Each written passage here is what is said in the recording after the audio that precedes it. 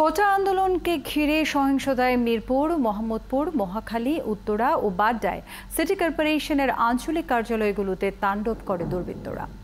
জ্বালিয়ে দেওয়া হয় এসব কার্যালয়ের সব গাড়ি। সিসি ক্যামেরার ছবিতে দেখা গেছে বিভিন্ন বয়সী যুবকরা পেট্রোল দিয়ে গাড়িগুলো পুড়িয়ে দেয়।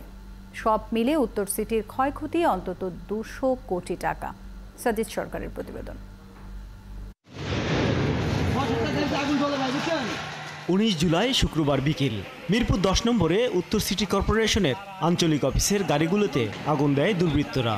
নিরাপদ দূরত্ব থেকে এই ছবি ধারণ করেন প্রতিষ্ঠানের কর্মীরা। লাঠিসোঁটা নিয়ে বেশ কিছু দুর্বৃত্ত সেদিন প্রতিটি গাড়িতে আগুন দেয়। পুড়ে যায় 29টি গাড়ি, ভাঙচুর করা হয় আরও 17টি। তাদের বাধা দিলে পিটিয়ে আহত করা হয় বেশ কজন গাড়ি চালককে। হামলাকারীরা ছিল বিভিন্ন বয়সী যুবক। গাড়ি ভাঙচুর, এই অ্যাক্সিডেন্টে গাড়ি ভাঙচুর করতেছে, তো আমরা হাত জোর করতেছি, যে ভাই আপনারা গাড়িগুলো ভাঙেন না। তো ওনারা করলো কি, একটা পেট্রোল হাতের ভিতর কি জানি পেট্রোলের মতো, মুখে মাস্ক পরা, তো ও মনে করেন ফিকা মারলো। মারার পরে গ্লাস সব ভাঙলো।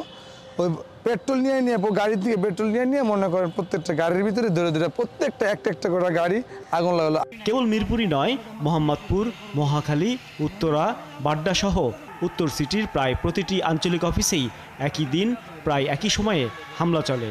এসব ঘটনাতেও দেখা গেছে বিভিন্ন বয়সী যুবকদের। ট্যাক্সের টাকা দিয়ে এই জনগণের সম্পদকে কারা পুরালো, আমি অনুরোধ করব জাতির কাছে, সরকারের কাছে, আমাদের প্যারেন্টস মিনিস্ট্রিকে এটার আশু বিচার ব্যবস্থা নেওয়ার জন্য। উত্তর সিটির মেয়র জানান, এসব এলাকার প্রতিটি সড়কবাতি ভেঙে ফেলা হয়েছে। গাড়িগুলো পুড়িয়ে দেওয়ায় প্রতিদিন অন্তত 400 টন বর্জ্য অপসারণের সক্ষমতা হারিয়েছে উত্তর সিটি কর্পোরেশন।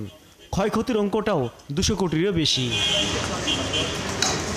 হামলা চালানো হয় মোহাম্মদপুরের সূচনা কমিউনিটি সেন্টারে। একদল দুর্বৃত্ত গেট ভেঙে ভিতরে ঢুকে ভাঙচুরের পর ভবনটিতে আগুন ধরিয়ে দেয়। পরে বেছে বেছে সিসি ক্যামেরাগুলোও ভেঙে দেয়া হয়। সাজিদ সরকার, 71, ঢাকা।